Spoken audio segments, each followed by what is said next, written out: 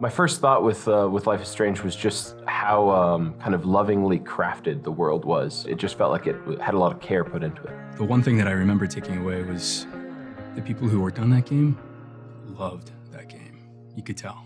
Don't Nod had really set a high bar, and we wanted to make sure that we could hit that. And we offered it up to Square to say, here's what we would create. Fans were really adamant that knowing the story of Chloe and Rachel, that's the story they wanted to see. One of the principles that we embraced in developing Before the Storm was we wanted to create an engaging story. The center of the entire story is about friendship. I think everybody knows that one summer or whatever where you spent a lot of time with this particular person and it really defines that whole period of your life. When we wrote this game, we looked at it from Chloe's perspective. What makes us unique from her perspective? With Max, it was about rewinding time. We don't have time travel. We didn't think that was appropriate to this story or this character, really. The time travel was really an embodiment of Max's character. Chloe's not like that. Chloe is a wrecking ball that just bashes through the things that are in front of her and creates consequences and damage as she goes. And she can't take that back. And that was really important to us, of telling Chloe's story and making now those consequences, you're really gonna feel them, and those choices, you're really gonna agonize over them. That's a difference, I think, that's gonna be really powerful for our game. So having Ashley Birch join our writing team and help the writers really find the character of Chloe. So Ashley has a passion about Chloe as a character that comes from a very personal place. Hearing her appreciation and excitement and passion for what we're gonna do with Before the Storm, it's been incredible.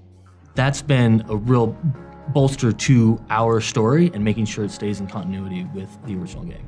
So my main focus has been on Chloe and Chloe's voice in terms of just her dialogue and her psychology. And so I've given notes in different aspects of the script about, things I think Chloe would or wouldn't do, things she would or wouldn't say.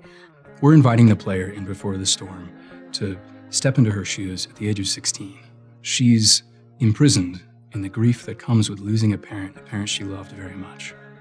And that's where we start. And with that, we're kind of saying, it's okay not to be okay. I think it's just very honest emotionally, and I think it deals with really relatable issues and subjects. Most games don't tackle these kinds of things. In fact, they try to stray away from them, and Life is Strange embraced that.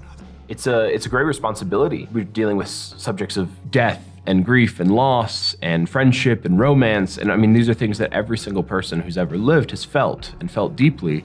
And so to just kind of be frivolous with that would be irresponsible. Several years ago, we looked across the market and said, we want to create emotional stories and characters that connect with people. Life is Strange is the perfect culmination of everything that we wanted to do. We realized we needed to attract really talented people.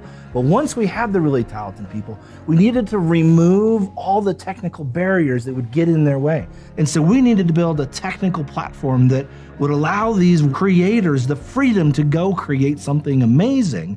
And so we focused for the first several years on a technical platform that we call StoryForge. So the StoryForge tools let us really create performances, and that's what that's all about. It starts with our script writing tool that lets you write like a regular screenplay, but with branches and choices and all of our gameplay elements built into that script. That then becomes essentially a big timeline that we can then place characters into a scene and say at this moment when they say this line, and they give this emotional performance, and we can dial up the sadness or dial down the anger. The journey to partner with Square has been absolutely amazing. They saw our passion for the franchise, and they saw our technical capabilities. Fans love these characters. They love this environment. They love the relationships, and we just want to bring you more of that. I think if we love what we're working on, fans are going to love it too. This is a prequel that's being written by fans of the first game. And so that to me was like a huge relief. It was a big, okay, this is in good hands, These are people that really care about this game and want to do a good job because they love the first game.